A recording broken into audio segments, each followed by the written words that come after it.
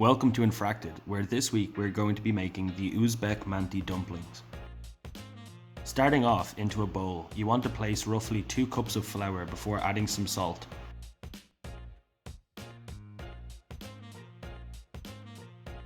Into the center, you also want to add 1 egg, and then you want to just start mixing it thoroughly using your hands.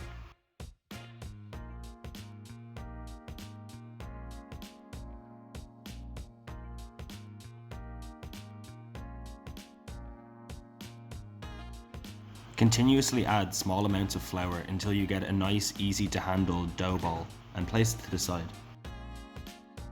Next you want to finely cut 1 red onion, and then you want to place it into a bowl.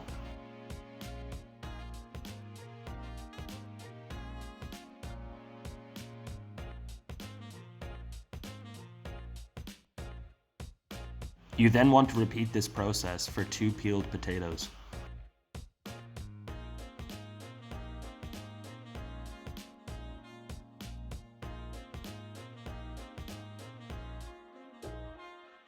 You also want to roughly cut up 1 beef stock pot.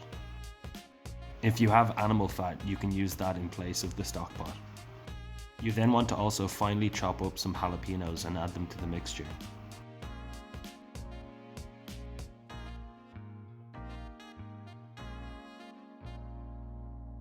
Then, using godlike precision, add 150 grams of mince into the bowl.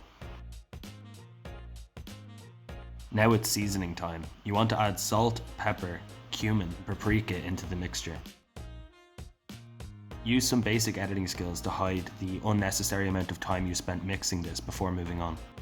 Onto a floured surface, you then just want to start taking small amounts of the dough that we prepared earlier and really take your time trying to spread it as much as possible. To each piece of dough, you then want to add roughly 1 tablespoon of the mixture that we prepared earlier. At this point, you're ready to begin sealing up your dumplings. There are 2 approaches to this. You can either fold it over on itself and then using a fork add a small pattern to the edges to get them crispy. Or alternatively, you can use the traditional method of pulling the dough up from all sides and twisting to seal it off.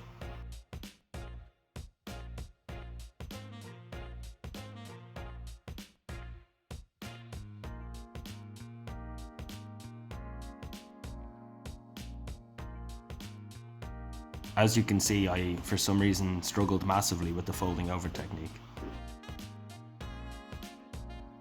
I found that patting down and trying to condense the ingredients into the center greatly increased the likelihood of it turning into a good dumpling.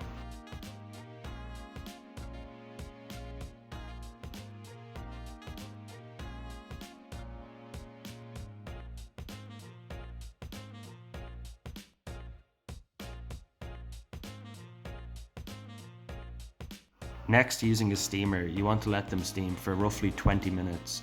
However, we didn't have one, so in that case you might want to just do what we did and use a strange contraption combining sticks and tinfoil.